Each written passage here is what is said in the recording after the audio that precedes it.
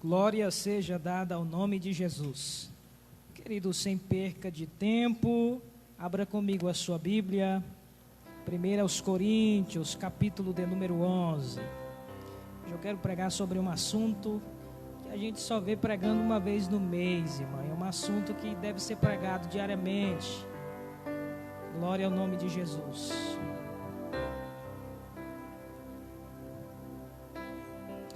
1 Coríntios, capítulo de número 11, versículo 23. Você que entrou agora, compartilhe, abençoe a vida de alguém,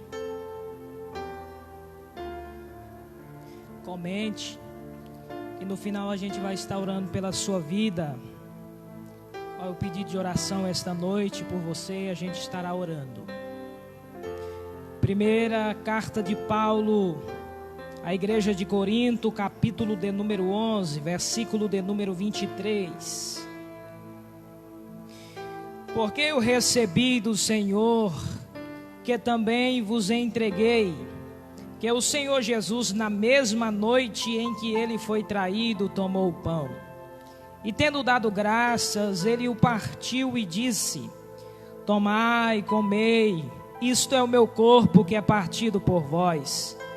Fazei isto em memória de mim. Depois, da mesma maneira também, ele tomou o cálice, depois de cear, dizendo: este cálice é o novo testamento no meu sangue. Fazei isto todas as vezes que beberdes em memória de mim.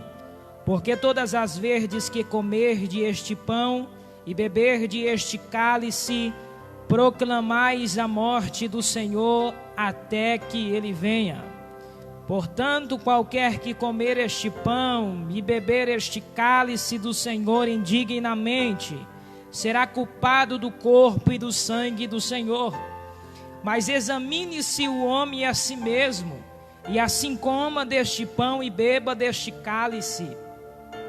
Porque aquele que come e bebe indignamente, come e bebe condenação para si mesmo, não discernindo o corpo do Senhor.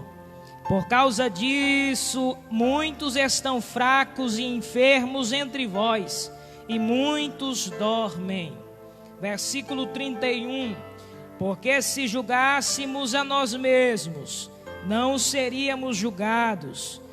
Mas quando somos julgados, somos disciplinados pelo Senhor, para não sermos condenados com o mundo. Portanto, meus irmãos, quando vos ajuntais para comer, esperais uns pelos outros. Mas se algum homem tiver fome, coma em casa, para que não vos ajunteis para condenação. Quanto ao restante, colocarei em ordem quando eu chegar. E você diga glória a Deus, mesmo no teu lar. Vamos orar mais uma vez. Nosso pastor presidente disse: quanto mais oração, mais poder de Deus. Então o nível da intimidade com Deus, com você, vai resultar na presença de Deus na sua vida esta noite. Querido Deus e Pai, em nome de Jesus Cristo de Nazaré, Pai, eu li a Tua palavra e peço a Ti interpretação do texto, assim como o Senhor tem dado a mim, para pregar esta noite debaixo da Tua santa inspiração.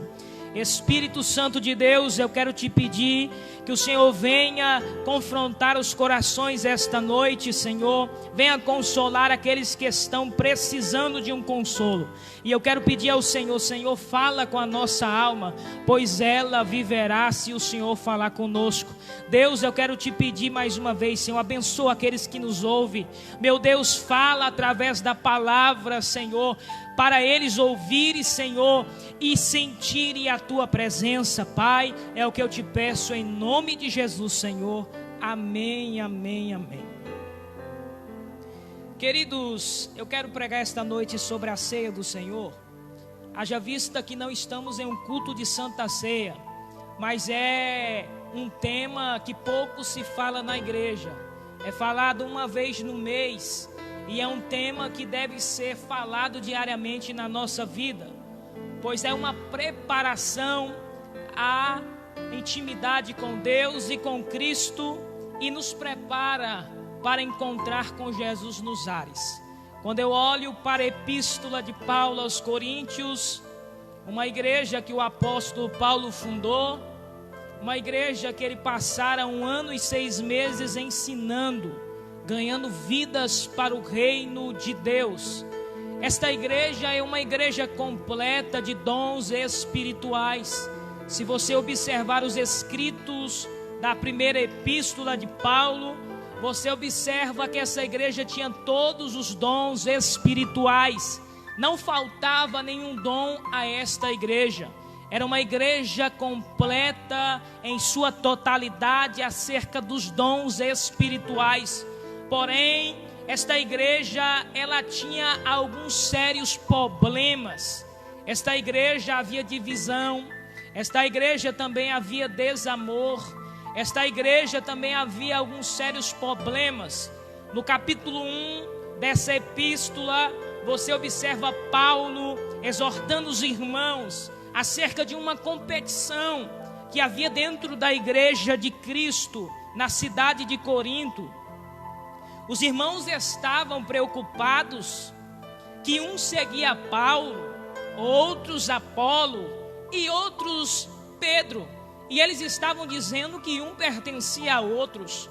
O que eu acho lindo é que Paulo vai escrever essa carta tratando alguns assuntos e escreve dizendo aos irmãos: foi Paulo que foi morto por causa de vocês, foi Apolo que se entregou na cruz por causa de vocês, mas não, foi Cristo que morreu por todo mundo.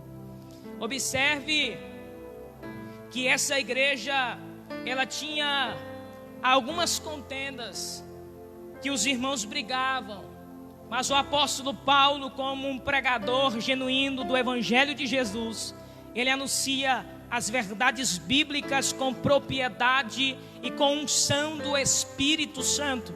Mas quando olhamos para o capítulo de número 11, a gente se surpreende, porque esse capítulo é um capítulo muito lindo ao nosso ver. Quando você vê o versículo 1, Paulo disse: seja meus imitadores, como assim eu sou de Cristo.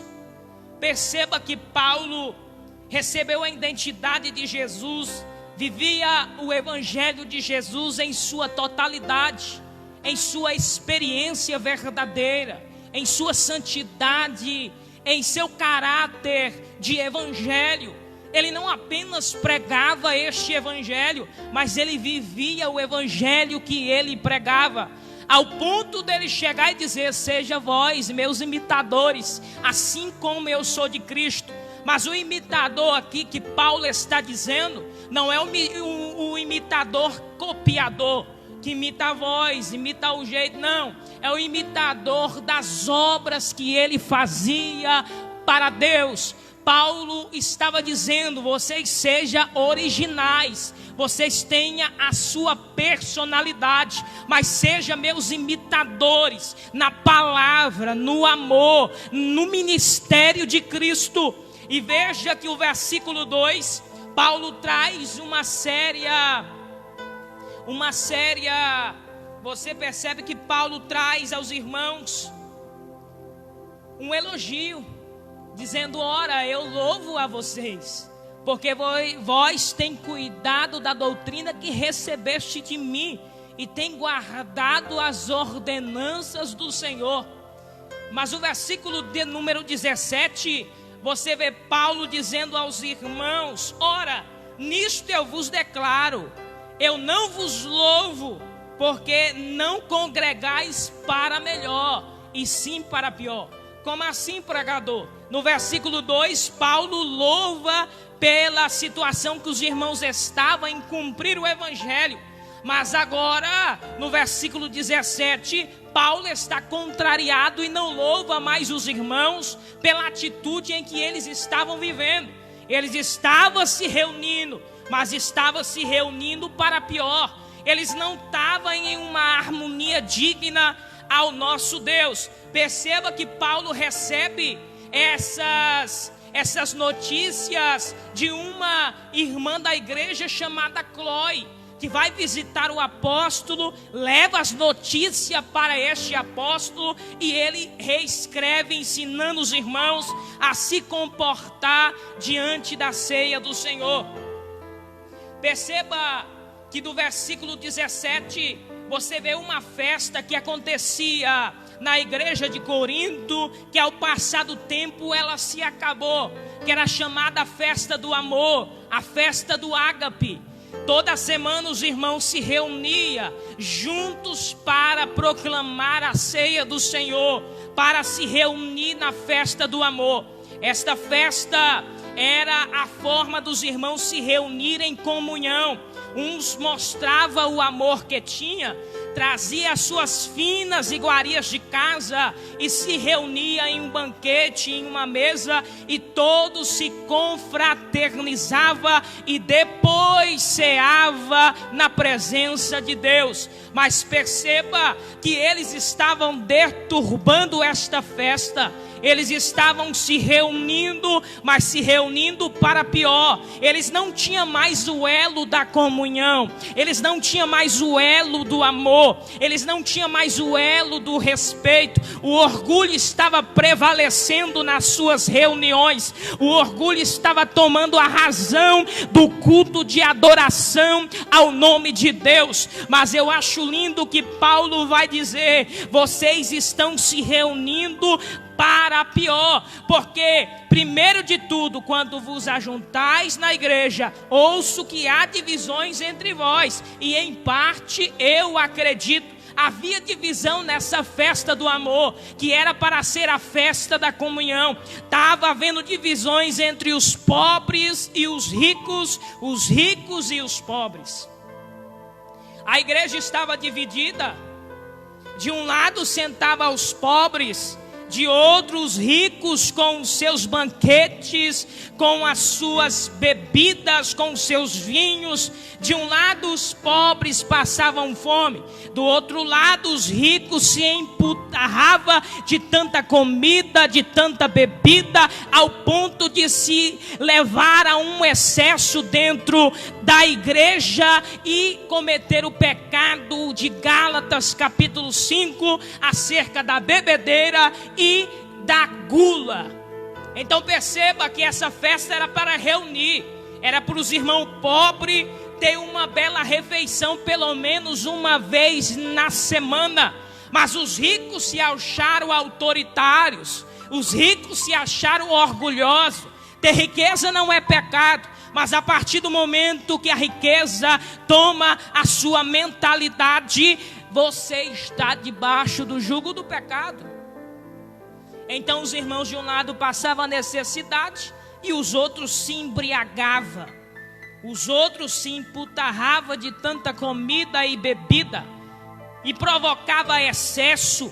Estava saindo pior de quando entrava dentro da igreja. Era para representar o amor, eles estavam revelando o ódio. Aí o versículo de número 19, Paulo diz: porque também é necessário haver heresias entre vós, para os que são aprovados se manifeste entre vós. Além dessa comunhão falsa que eles estavam vivendo, porque eles tinham a tradição, mas não estava na comunhão. Eles tinham o ritual, mas o ritual era falso, não era verdadeiro diante do Senhor, e havia heresia entre eles. O que eu acho lindo que Paulo vai dizer: eu sei que há de haver heresias entre vós, para que os aprovados se levante e se revele diante dessas falsas doutrinas. Nós estamos vivendo o mesmo período de tempo. É muitas heresias dentro da igreja, mas os aprovados têm se levantado e têm se opondo contra essas falsas ideologias, contra essas falsas doutrinas que não tem base bíblica, é filosofia humana, que não tem nada a ver com uma palavra. Mas os aprovados estão se levantando com autoridade divina e dizendo: pode fazer festa, mas não vai fazer dentro da igreja de Cristo. Pode pregar heresia lá fora, mas dentro da igreja igreja de Cristo não hão de pregar, porque ainda tem homens e mulheres aprovados por Deus, com doutrinas bíblicas e santas para salvar a vida do pecador. Então eles deturbaram esta festa por causa dessa falsa comunhão. E depois dessa falsa comunhão, todos eles se assentavam no culto, se reuniam na mesa da Santa Ceia e ceava embriagado, ceava em excesso, ceava em desamor. E Paulo vai escrever a esta igreja dizendo: se vocês têm fome, coma na casa de vocês. A casa de Deus é lugar de comunhão. Vocês comem, os coitados pobres ficam passando fome. A festa era para reunir a comunhão. Os ricos de primeiro, quando traziam as especiarias, ou até mesmo os pobres, as únicas coisas que tinham, eles repartiam entre eles. É por isso que Atos dos Apóstolos, capítulo 2, dizem que eles viviam na comunhão, no partir do pão, nas orações e na doutrina dos apóstolos. Mas a igreja estava se corrompendo. A igreja de Corinto estava vivendo pela sua ótica humana e deixando o mandamento bíblico da palavra de Deus. Em primeiro lugar, o significado da ceia do Senhor.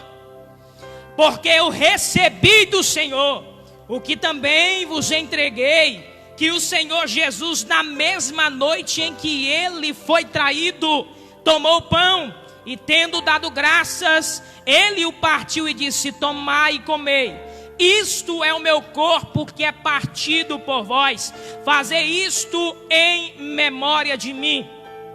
Depois, da mesma maneira também, ele tomou o cálice, depois de cear, dizendo: este cálice é o novo testamento no meu sangue, fazei isto em memória. Fazei isto todas as vezes que beberdes em memória de mim. Porque todas as vezes que comerdes este pão, beberdes este cálice, proclamais a morte do Senhor até que ele venha. A ceia do Senhor é uma proclamação dramatizada de 4 verdades essenciais da fé cristã. Não podemos nos assentar à mesa sem olhar para 4 regiões diferentes,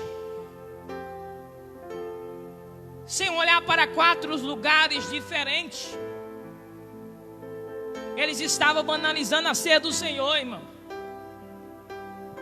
Tem muita gente que até hoje banaliza a ceia do Senhor.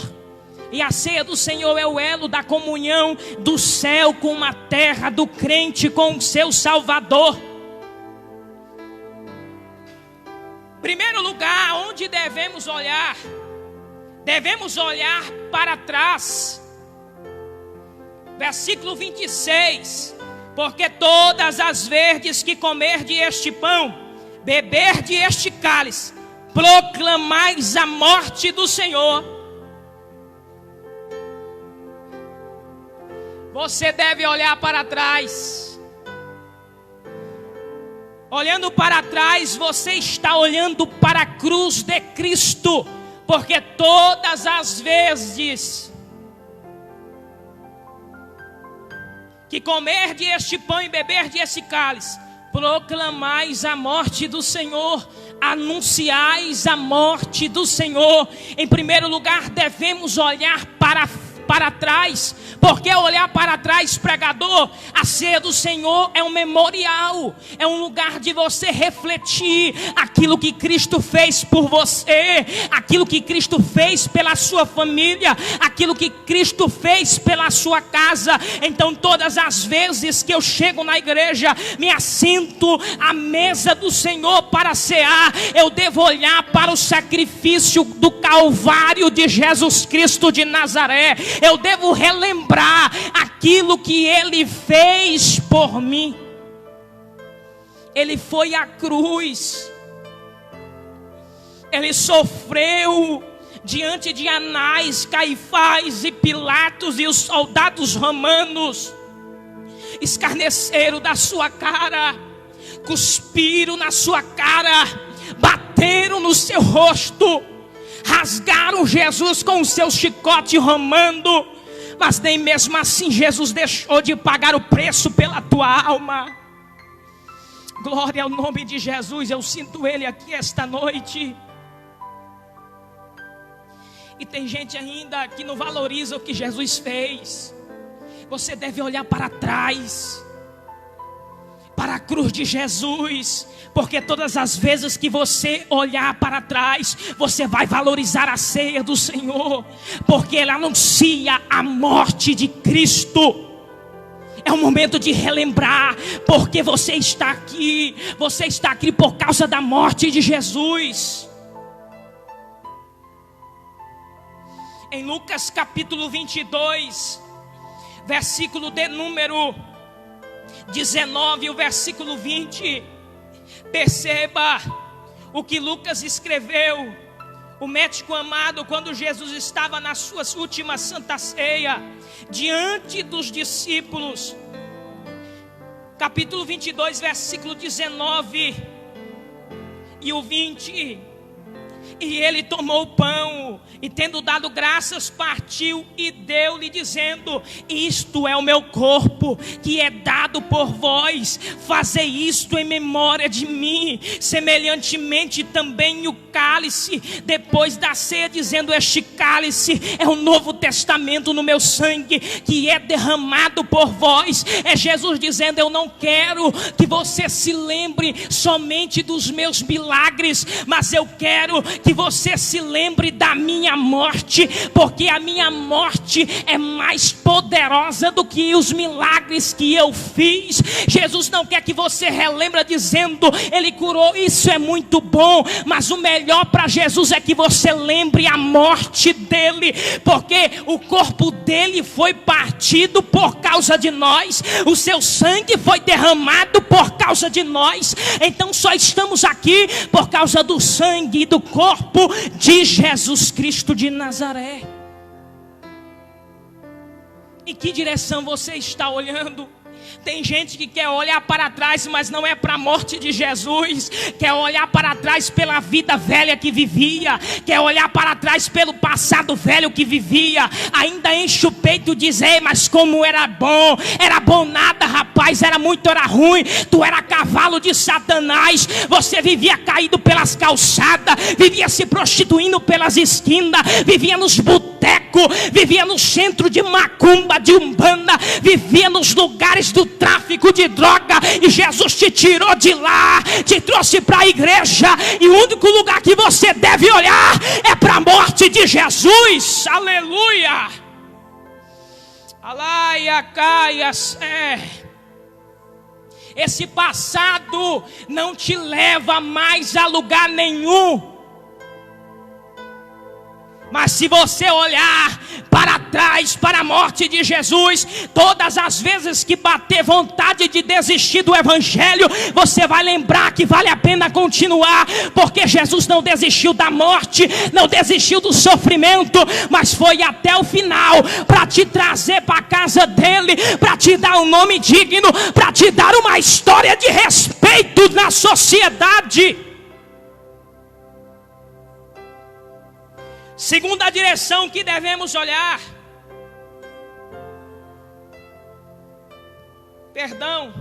ainda no mesmo tópico. Primeiro devemos olhar para trás. Você deve olhar para trás, para a cruz de Cristo. Devemos olhar para trás e nos lembrar de quê, irmão? Por que Cristo morreu? Primeiro. Segundo, como Cristo morreu. E terceiro, por quem Cristo morreu. Por que foi que Cristo morreu? Eu te faço essa pergunta. Por que Ele morreu? João 3,16. Porque Deus amou o mundo de tal maneira que deu o seu Filho unigênito, para que todo aquele que nele crê não pereça, mas tenha a vida eterna. Jesus morreu por causa de um propósito de Deus. Jesus morreu para cumprir uma missão, um ofício específico para Deus. Efésios capítulo de número 2, versículo de número 11. Observe o que Paulo escreve dizendo: portanto, lembrai-vos de que vós no passado ereis gentios na carne e chamados em circuncisão, pelo que na carne se chama circuncisão feita por mãos, que naquele tempo estáveis sem Cristo, separados da comunhão de Israel e estranhos ao pacto da promessa,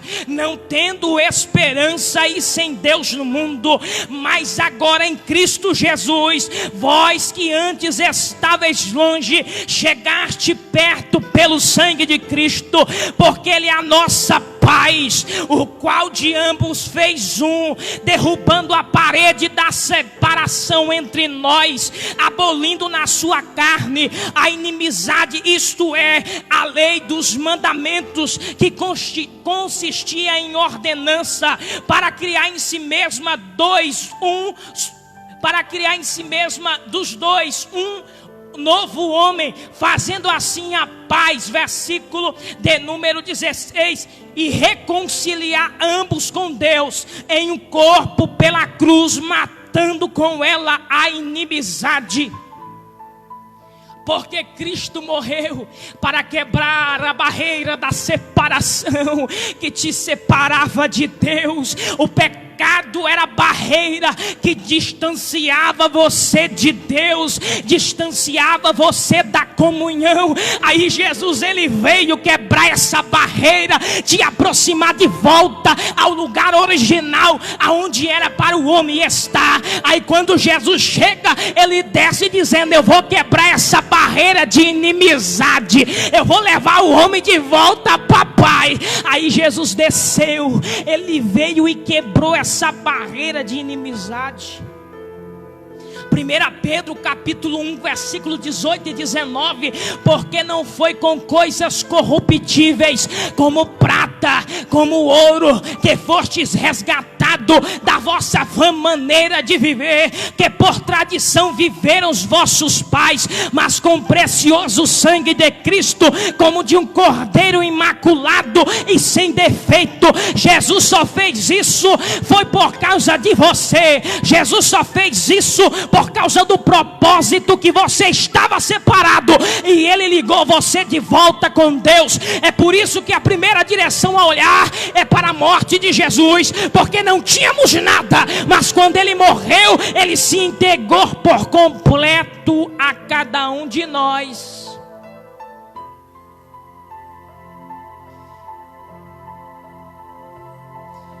João 19:30 diz que ele bebeu vinagre e diz: está consumado, e entregou o Espírito ao Pai. Ele pagou o preço, era tetelestai, a dívida já foi concluída. É por isso que você deve olhar para a morte de Jesus. Você deve se alegrar com mensagens de cruz, mensagem do Evangelho cristocêntrica.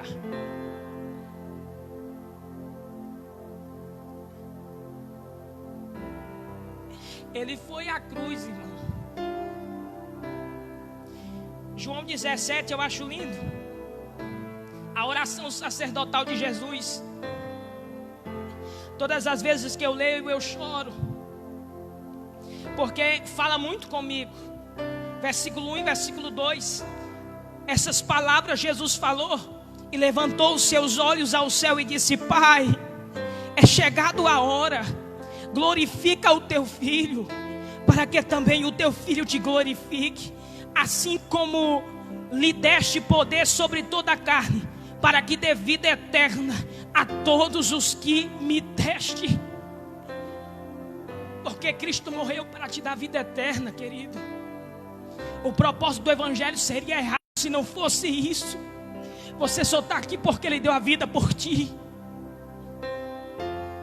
Tem muita muita gente longe de Jesus, mas Jesus te convida a voltar hoje.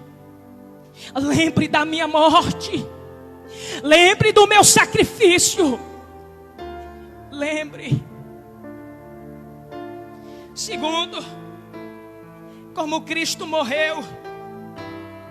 Lucas capítulo 23, versículo de número 33.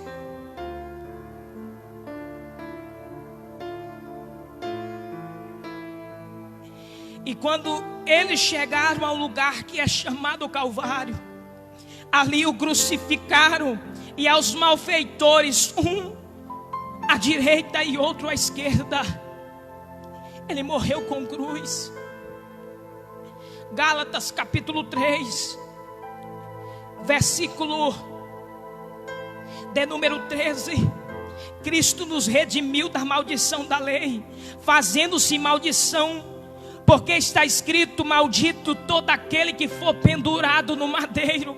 Era maldição, mas Ele usou a maior forma para trazer bênção para as nossas vidas. Aquilo que era maldição se transformou em fonte de vida eterna para cada um de nós. É por isso que Deuteronômio capítulo 21, se não me foge da memória, o versículo 21 e 22 disse que o homem que fosse culpado de morte e que fosse morte de cruz, ele seria jogado no Gólgota, e o seu corpo seria tirado antes do anoitecer. Era uma maldição, só era para ladrão, só era para criminoso, mas Jesus usou essa forma de maldição para te tirar desse mundo de pecado e de horror que nós vivíamos. Terceiro, por quem Cristo morreu. Colossenses capítulo de número 2, versículo de número 12. Sepultados com Ele no batismo, onde também ressuscitaste com Ele pela fé no poder de Deus, que ressuscitou dos mortos. E quando vós estavas mortos nos vossos pecados, na incircuncisão da vossa carne, vos vivificou juntamente com Ele, perdoando-vos todas as ofensas, apagando a escrita de ordenanças que era contra nós, a qual nos era contrária, e tirou do meio de nós, cravando-a na cruz, e despojando os principados e potestades, os expôs abertamente, triunfando sobre eles em si mesmo. Cristo morreu por você. Tinha uma dívida inapagável, mas Ele pagou a tua dívida, riscou a tua conta. Tudo isso por amor a você. E às vezes você diz: ninguém me ama. Jesus te ama, rapaz. Jesus te ama, moça. Não dê a sua vida a Satanás. Jesus pagou o preço pela tua alma. A oração sacerdotal de Jesus, João 17, o versículo de número 6 ao versículo 17. Eu vou ler alguns versículos, mas você leia na sua casa, anote. Eu tenho manifestado o teu nome aos homens, que do mundo tu me destes. Eles foram os teus, e tu me destes a mim, e eles guardaram a tua palavra. Agora eles sabem que todas as coisas me têm dado, provém de ti, porque eu lhes dei a tua palavra que tu me destes, e eles a receberam, e verdadeiramente souberam que eu saí de ti, e eles creram que tu me enviastes. Eu oro por eles, eu não oro pelo mundo, mas por aqueles que tu me destes, porque eles são teus. Você termina a leitura na sua casa até o versículo 17. Jesus fez isso porque Deus nos deu a Jesus, e Ele não deixou nenhum de nós. Por mais que Ele sofreu, Ele nunca abriu mão de nenhum de nós. É eu e você que às vezes abrimos mãos de Jesus, mas Ele continua no mesmo lugar dizendo: vem, filho, vocês são meus, vocês pertencem a mim. Eu não dou vocês para o mundo. Ele disse: eu não oro pelo mundo, mas eu oro por aquele que tu me destes. Nós somos propriedade dele, irmão. Você é propriedade dele, querido. Não dê a sua vida para o inimigo. Não dê a sua vida para o diabo. Segunda direção que devemos olhar para frente. 1 Coríntios capítulo de número 11, versículo 26.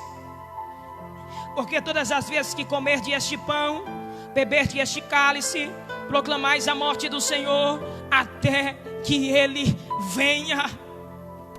Você não somente olha para trás, mas também para frente. A ceia do Senhor nos aponta para a segunda vinda de Cristo.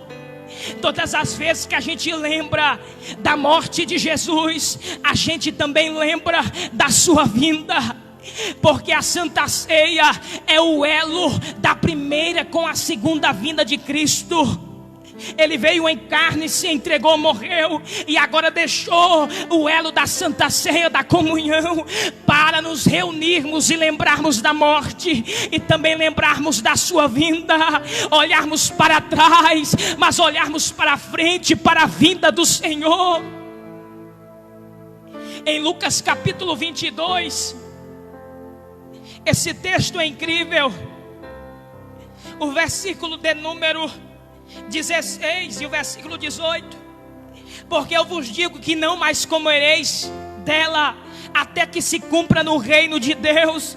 Versículo 18. Porque eu vos digo que não mais bebereis do fruto da videira até que venha o reino de Deus. Jesus estava dizendo: a ceia que eu deixo para vocês, o memorial que eu deixo para vocês, é o elo do céu com a terra, é o elo de vocês fazerem, porque vocês estão proclamando a minha morte e anunciando a minha volta, a minha vinda para buscar vocês. E esta ceia vai ser celebrada lá em cima com o Pai.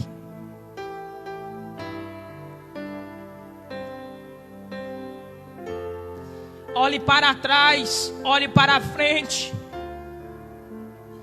porque proclama a morte e a vinda de Jesus. Eu aguardo ansiosamente por Ele, e você tem aguardado por Ele, querido. Não é tempo mais de vivermos como vivíamos no passado. Ele está perto de vir buscar a sua igreja. Mas pelo amor de Deus, não banalize o sangue e o corpo de Jesus. Não banalize a ceia de Jesus. Não fuja da ceia por causa do pecado, mas fuja do pecado por causa da ceia. Não fuja de Deus por causa do pecado, não, querido, mas fuja do pecado por causa de Deus. Lucas 23 e 42. Observe o que Jesus disse. E ele disse a Jesus: Senhor, lembra-te de mim quando tu vieres em teu reino. E Jesus disse-lhe: verdadeiramente eu te digo, neste dia tu estarás comigo no paraíso. Falando da vinda de Jesus, o ladrão da cruz, crucificado com Jesus.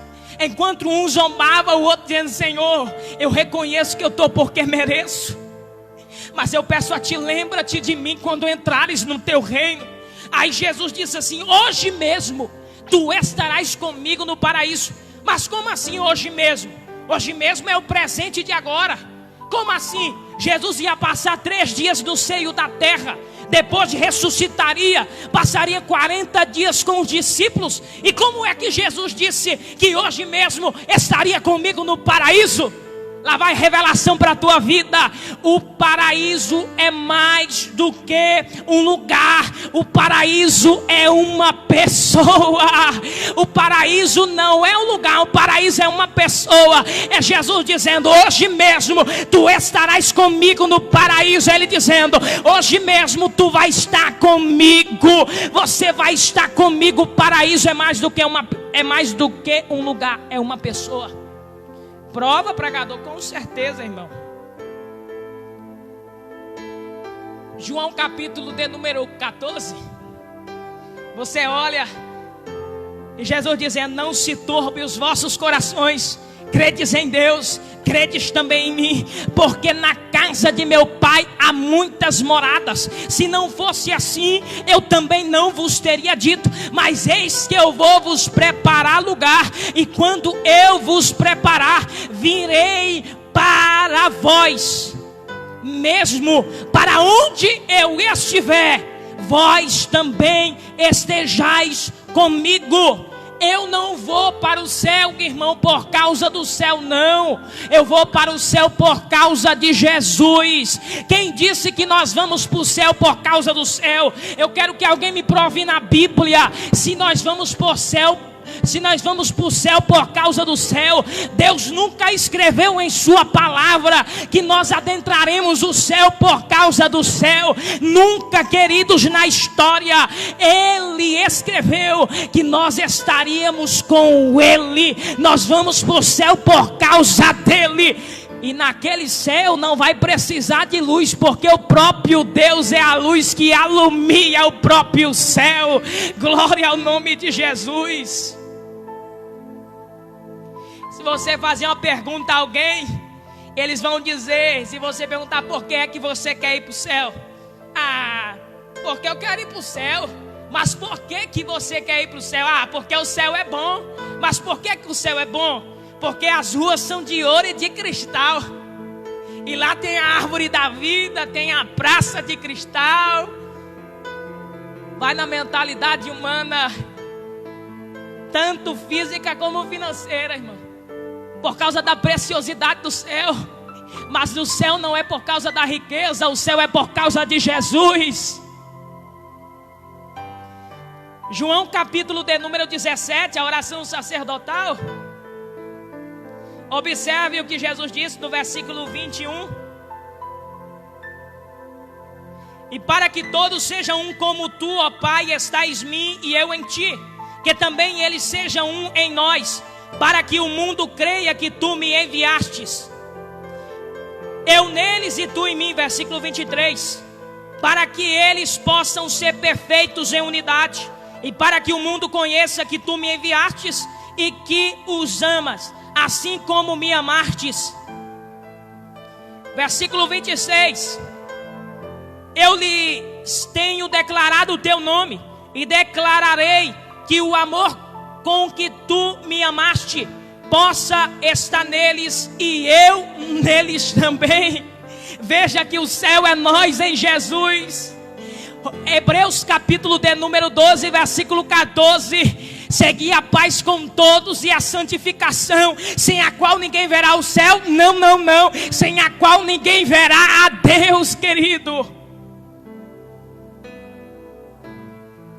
Terceiro, devemos olhar para dentro. 1 Coríntios capítulo 11, versículo 28. Mas examine-se o homem a si mesmo, e assim coma deste pão e beba deste cálice.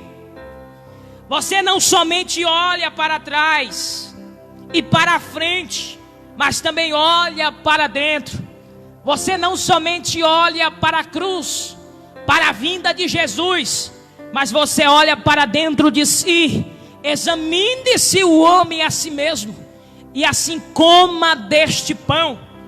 Jesus dizendo: você deve lembrar da cruz, você deve lembrar da minha vinda, mas você deve olhar para dentro de si.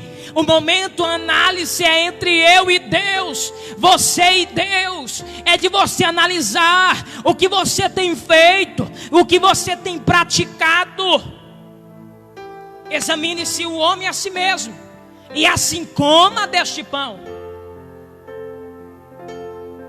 Examinar nós mesmos, julgar a nós mesmos, ver o que a gente fez de errado a nós mesmos. Quarta direção que devemos olhar ao redor. Versículo de número 33 e 34. Portanto, meus irmãos, quando vos ajuntais para comer, esperais um pelos outros. Mas se algum homem tiver fome, coma em casa, para que não vos ajunteis para a condenação. Quanto o restante, colocarei em ordem quando eu chegar. Devemos olhar ao redor. Você olha para trás, para a cruz. Você olha para a frente, para a segunda vinda de Cristo. Você olha para dentro, para um autoexame. E você também olha ao redor, para os seus irmãos. Por que é o elo da comunhão? Olhei para a cruz, olhei para a segunda vinda, olhei para dentro de mim, e agora eu vou olhar ao redor, aos meus irmãos. Quem foi que faltou a comunhão esta noite da ceia? Quem é que não está ceando? Olhar ao redor. É por isso que os nossos pastores dizem: observe quem é que faltou na Santa Ceia, porque talvez foi uma enfermidade. Por quê, querido? Porque a ceia é um instrumento de restauração. A ceia é um instrumento de comunhão. A ceia é um instrumento de cura para as nossas vidas. E tem gente que não vem, banaliza. Meu pastor sempre diz: no dia da ceia, venha mais bonito que você puder. Use o melhor perfume que você tem.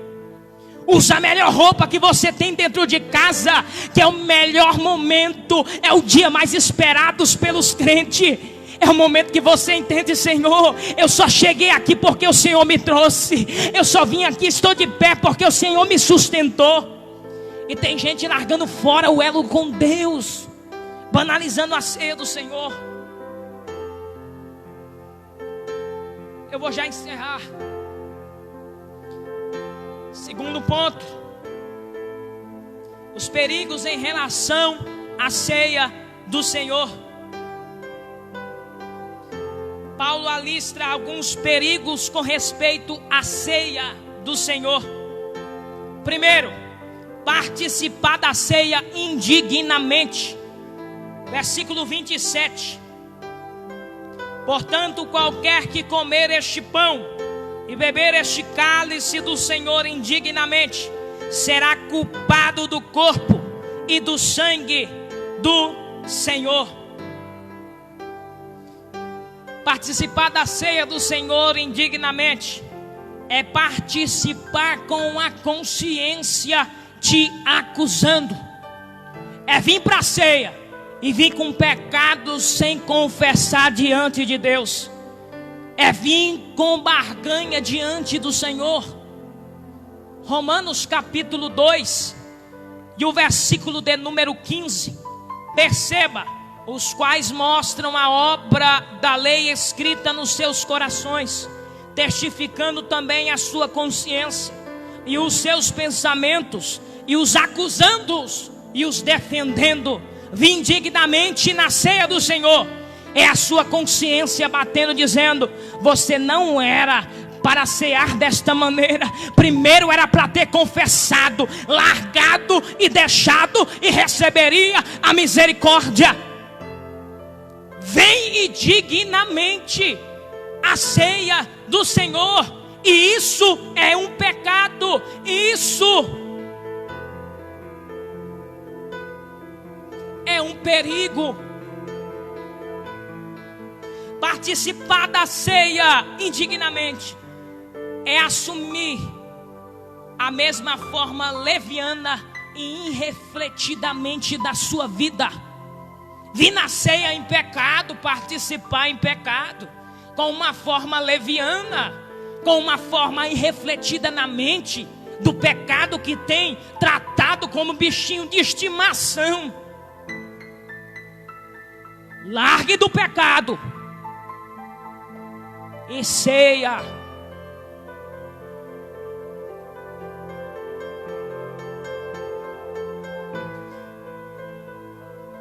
Ser culpado do corpo e do sangue do Senhor é estar se opondo contra os benefícios do Calvário, é ser assassino de Cristo. Se você comer o pão indignamente, chegar na igreja indignamente, diante da ceia do Senhor, você está do lado de Anás, Caifás e Pilatos e os soldados que crucificaram Jesus. Ou você está contra o Salvador, contra o Calvário, ou você participa das bênçãos beneficentes do Calvário e da ceia do Senhor. Segundo, participar da ceia sem discernimento. Versículo 28. Mas examine-se o homem a si mesmo, e assim coma deste pão e beba deste cálice. Porque aquele que come e bebe indignamente, come e bebe condenação para si mesmo, não discernindo o corpo do Senhor. Por causa disto, muitos estão fracos e enfermos entre vós, e muitos dormem. Discernir o que, pregador? Discernir o corpo. Mas que corpo, pregador? Existem dois corpos aqui que Paulo está dizendo. Primeiro, o corpo físico de Jesus, que foi moído pelos nossos pecados. Segundo, o corpo místico, que é a igreja de Cristo. O primeiro corpo é o de Jesus. Isaías 53. Mas ele foi ferido pelas as nossas iniquidades, ele foi moído pelos nossos pecados, e o castigo que nos traz a paz estava sobre os seus ombros, e pelas suas pisaduras nós fomos sarados. O corpo físico, o corpo místico de Jesus, a igreja. Participar sem discernimento é desprezar o corpo físico de Cristo e o corpo místico, igreja, fazendo acepção de pessoas. A igreja é um organismo vivo. Ninguém é melhor do que ninguém aqui dentro. Muitos podem ter diploma, isso é muito bom, mas não faz melhor do que ninguém. O corpo de Jesus é para todo mundo, é para o pobre, é para o rico, é para o branco, é para o negro. O corpo de Jesus é para todos. E vir sem discernimento é vir sem olhar para o corpo moído de Jesus.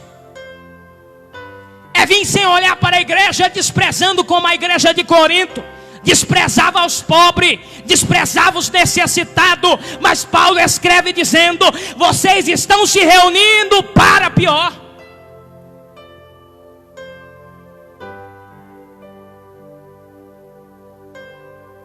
Se você está participando da ceia do Senhor sem discernir o corpo, você está participando de forma indigna, e o resultado é que um pecado espiritual produz consequências físicas. Como assim, pregador? Versículo 30. Por causa disso, muitos estão fracos e enfermos entre vós, e muitos dormem. Tem muita gente fraco na igreja, tem muita gente enfermo na igreja. É porque anda na ceia do Senhor sem se examinar, sem discernir o corpo de Jesus. E tem muita gente que já morreu por causa desse ato de chegar na ceia sem discernimento, sem analisar a sua vida, achando que a ceia do Senhor é mais uma reuniãozinha qualquer. A ceia do Senhor é a reunião dos salvos com o seu Senhor. Gosto da tua mensagem não, pregador. Querido, isso não estou nem aí, meu irmão. Eu sou profeta de Deus. Enquanto for profeta do Senhor, vou dizer aquilo que Ele mandar. Tem muita gente covarde que não tem coragem de dizer o que Deus manda. Mas eu não tenho medo de dizer o que Deus manda não, querido. Larga de ser mocinha, rapaz. Seja profeta de Deus. Aqui não é reuniãozinha não, querido. Aqui é culto de adoração ao nome de Jesus. E pecado que era pecado há 50 anos, ainda é pecado hoje. O evangelho não é coutilismo, historinha, para quem quer ser bem sucedido financeiramente, não. O evangelho é o sofrimento de Cristo, é a cruz.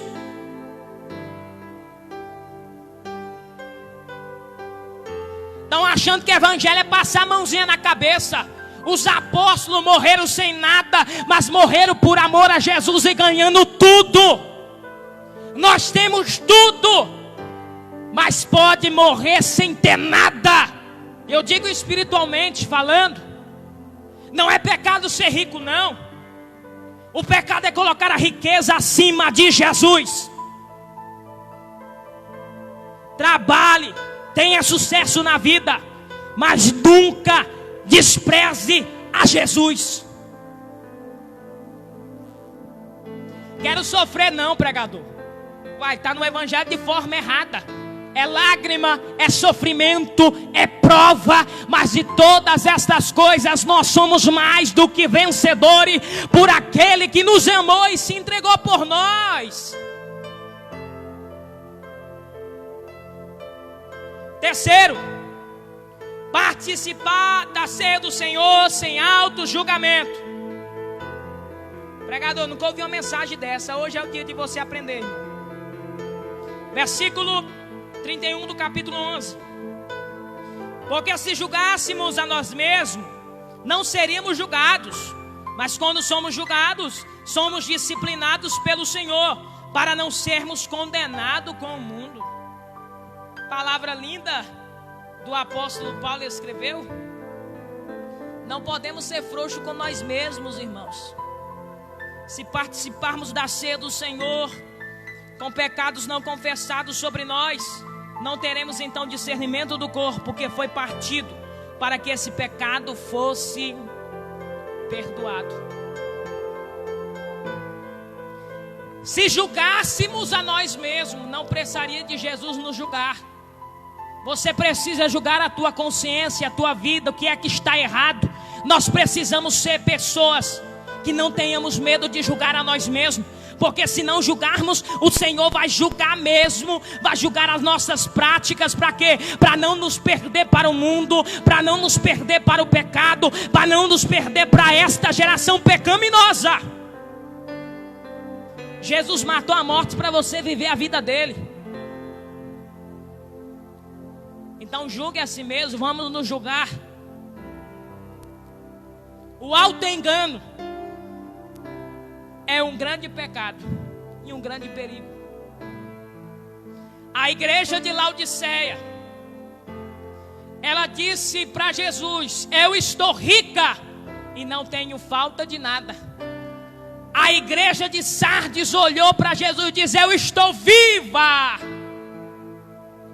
Jesus olhou para a igreja de Laodiceia dizendo: tu és pobre e és miserável. Ele olhou para a igreja de Sardes e disse: tu estás morta. Deixa de se auto-enganar a si mesmo. Deus conhece a tua vida, Deus conhece o teu coração, Deus conhece os teus maiores defeitos, mas Ele também conhece as tuas qualidades. Eu quero encerrar.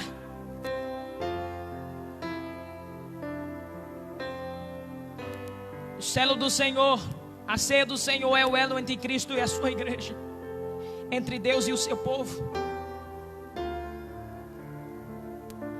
Eu quero que você que está em casa agora analise a sua vida diante de Deus. Nós vamos orar e louvar ao Senhor. E eu quero te chamar esta noite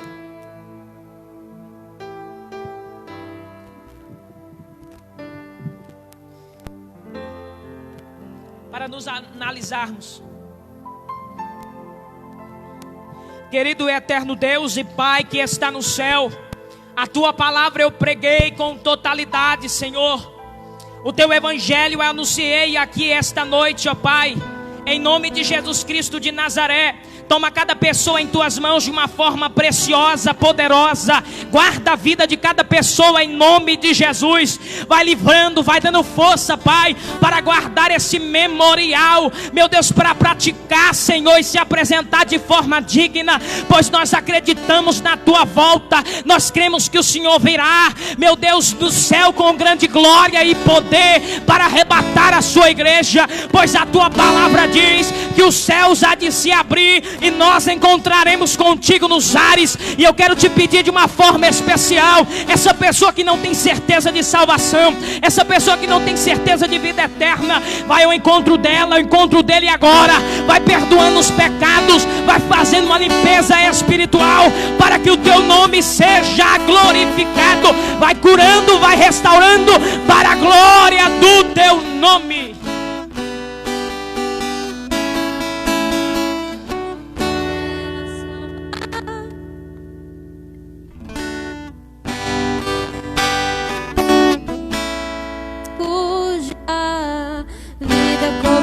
Adore a Deus no teu lar agora. Pelo sangue que o Espírito de Deus está entrando na tua casa agora. Está entrando no teu lar agora. Toda barreira seja destruída agora. Receba a presença de Deus agora. Receba a presença do Espírito Santo agora. Enfermidade, solta essa pessoa agora. Todas as provas que eu adore a Deus, adore a Deus, adore a Deus. É difícil, Senhor, a gente ter que ouvir a acusação do vil tentador.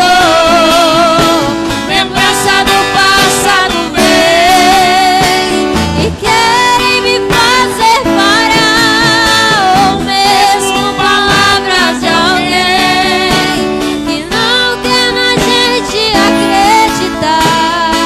Ele está acreditando na tua história. Fica se parando sem força e vigor. A gente lê a palavra e encontra bastante poder pra vencer. Continuar a jornada e ver que o passado ficou pra trás e Cristo na cruz por ti já venceu. E saber que dele não lembra mais, eu canto pra glória de Deus.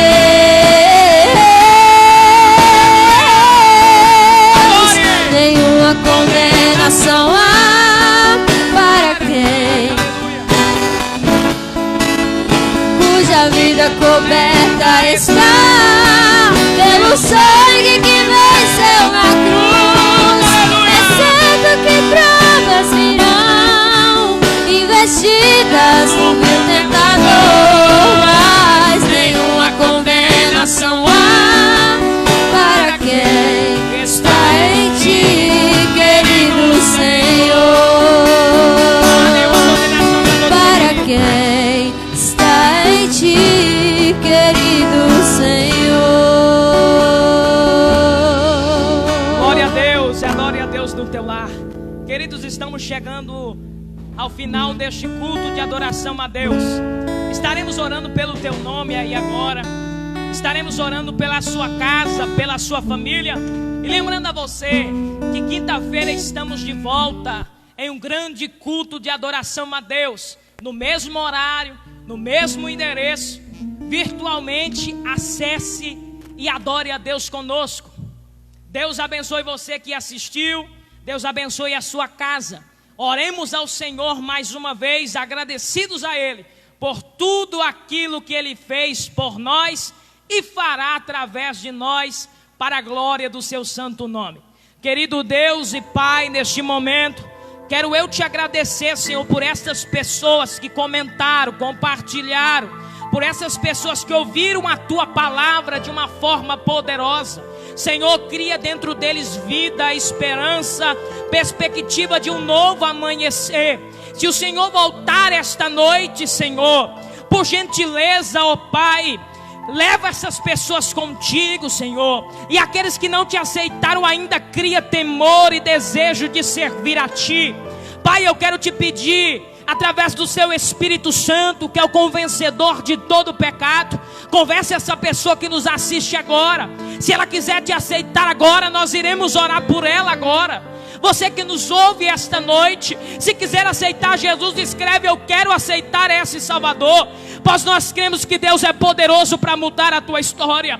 Deus, em nome de Jesus, vai curando as feridas dessa pessoa, vai sarando toda a enfermidade, vai dando uma noite de paz, uma semana de sucesso, uma semana, meu Deus, de conquista, uma semana de comunhão, intimidade no teu altar. E eu peço a Ti, Senhor Jesus Cristo, leva-nos para os nossos lares, continua conosco em nossos lares, dai-nos temor, dai-nos ousadia para anunciar a Tua palavra, dai-nos paz, dai-nos sabedoria para entrarmos e sairmos diante deste povo. É o que eu te peço em nome de Jesus. Toma cada pastor em Tuas mãos, toma o nosso ministério, toma cada crente, Pai, toma cada obreiro, Senhor, guarda em Tuas mãos, Senhor, pois nós acreditamos na Tua palavra e no Teu poder. É o que eu te peço em nome de Jesus, para a glória do Teu santo nome. Amém. Deus te abençoe, querido.